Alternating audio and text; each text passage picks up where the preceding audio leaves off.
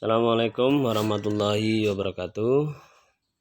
Alhamdulillah kita bertemu kembali siswa-siswi kelas 9 MTM Danuda. Pada pagi ini, siang ini kita akan melanjutkan pelajaran kita kemarin tentang kerajaan-kerajaan Islam di Indonesia. Baik, kita kemarin sudah membahas tentang kerajaan Islam di Sumatera. Ada kerajaan Samudra Pasai, kemudian merambah ke kerajaan Demak, dan pagi ini kita lanjutkan ke kerajaan atau tepatnya Kesultanan Banten ya. Jadi kemarin kita sudah paham bahwa salah satu ciri kerajaan yang sudah karakteristik Islam dan belum itu terletak pada gelar rajanya atau gelar penguasanya. Dimana kalau kerajaan itu adalah raja atau mungkin prabu, tapi dengan kerajaan Islam itu sudah berupa kesultanan, maka rajanya sudah bergelar sultan atau sultanah. Baik, kita mulai.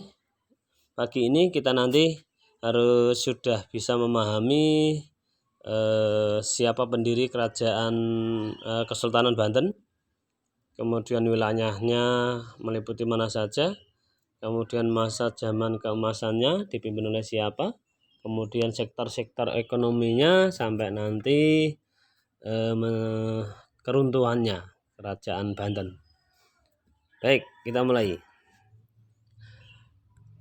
Kerajaan Banten atau Kesultanan Banten itu didirikan oleh Syarif Hidayatullah pada tahun 1526. Ya, diingat-ingat sekali lagi bahwa Kesultanan Banten itu didirikan oleh Syarif Hidayatullah pada tahun 1526. Nah, wilayahnya meliputi mana saja? Yaitu sepanjang barat pantai Jawa hingga Lampung ya. Jadi barat pantai Jawa hingga Lampung. Dan nanti kita akan bahas kenapa sampai Lampung, latar belakangnya seperti apa. Baik. Kemudian kerajaan Banten itu mencapai puncak kejayaannya pada masa pemerintahan Sultan Ageng Tirtayasa. Ya. Jadi kerajaan Banten, Sultanan Banten itu mencapai puncak kejayaannya pada masa dipimpin oleh Sultan Ageng Tirtayasa. Kemudian, nah ini menjadi sektor bagian sektor ekonominya. Pelabuhan Banten itu sudah memiliki pelabuhan internasional, ya, karena waktu dikuasai Portugis itu Banten membangun sebuah pelabuhan yang sudah bertaraf internasional, sehingga pelabuhan inilah yang menjadi latar belakang secara ekonomi Banten mengalami kemajuan yang sangat pesat.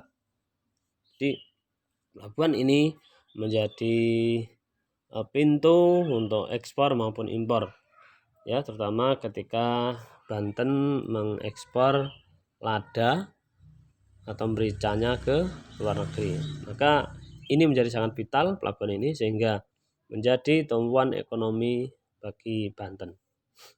Nah, wilayahnya seperti tadi kita sudah bahas bahwa kerajaan Sunda panjang barat Pulau Jawa itu sampai Lampung itu menjadi kekuasaan kerajaan Banten. Nah,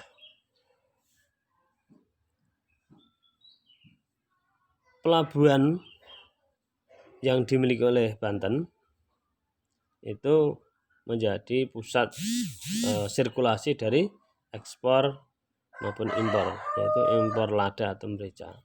Nah, maka dalam rangka untuk bisa meningkatkan ekspor yang lebih banyak lada, Banten kemudian menaklukkan Lampung. Alasannya adalah karena Lampung itu adalah pusat lada terbesar. Maka setelah Banten menguasai Lampung, ekspor bisa lebih ditingkatkan. Ini jadi Lampung itu dikuasai Banten, motivasinya adalah untuk meningkatkan ekspor lada, ya. Sehingga dengan banyaknya ekspor lada itu akan menjadikan Banten lebih kuat secara ekonomi. Nah, sekarang kita bahas tentang penyebab runtuhnya Kesultanan Banten. Jadi ketika Banten sudah dipimpin oleh Sultan Ageng Tirtayasa, itu mengalami kemajuan yang besar. Nah, oleh karena itu Belanda menjadikan Banten, terutama tokoh-tokohnya ini, untuk dilumpuhkan supaya Banten bisa dikuasai, ladanya bisa dikuasai, karena Banten ini adalah basis lada yang cukup besar. Nah, setelah ditangkapnya Sultan Ageng Tirtayasa, kemudian Syekh Yusuf dan Pangeran Purbaya, maka peperangan antara Banten dengan Belanda itu seolah-olah dianggap selesai.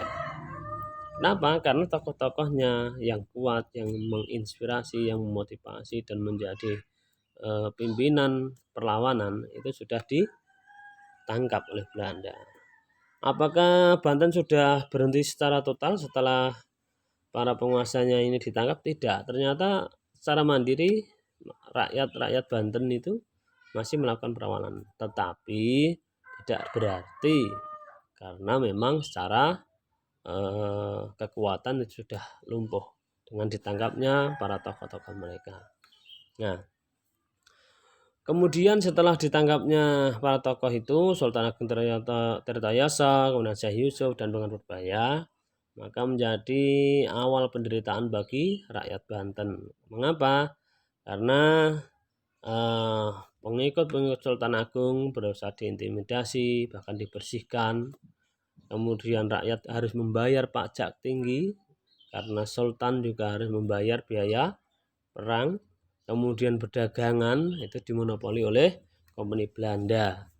Nah, karena Belanda menguasai Banten, maka secara otomatis kegiatan dagangnya juga dikuasai. Bahkan sultannya itu juga tidak berkutik ketika Belanda sudah menerapkan monopoli dagang ini.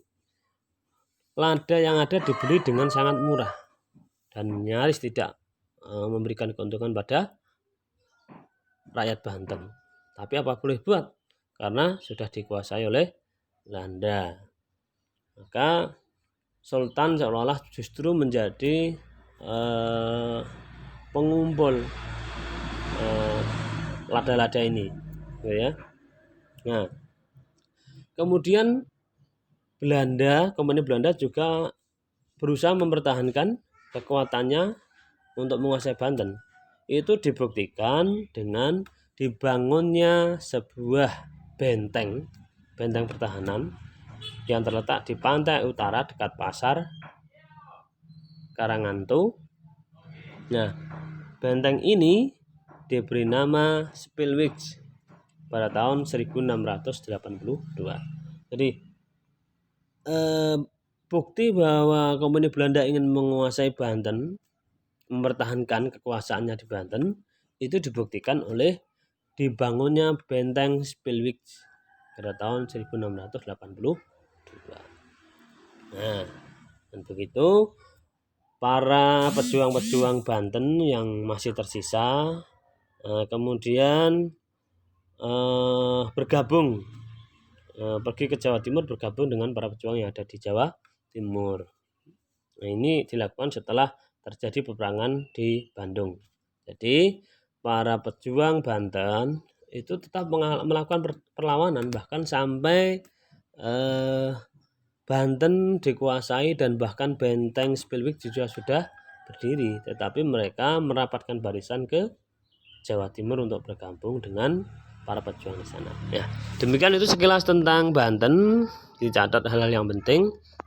Sebentar lagi kita ada ulangan BTS, sehingga ini akan menjadi bahan kalian untuk belajar ya. Jangan lupa jaga kesehatan, tetap semangat belajarnya. mudah-mudahan pandemi ini juga segera berlalu, kita bisa bertatap muka. Namun demikian, kita tetap harus belajar dan meningkatkan kualitas belajar kita. Terima kasih. Sampai jumpa. Wassalamualaikum warahmatullahi wabarakatuh.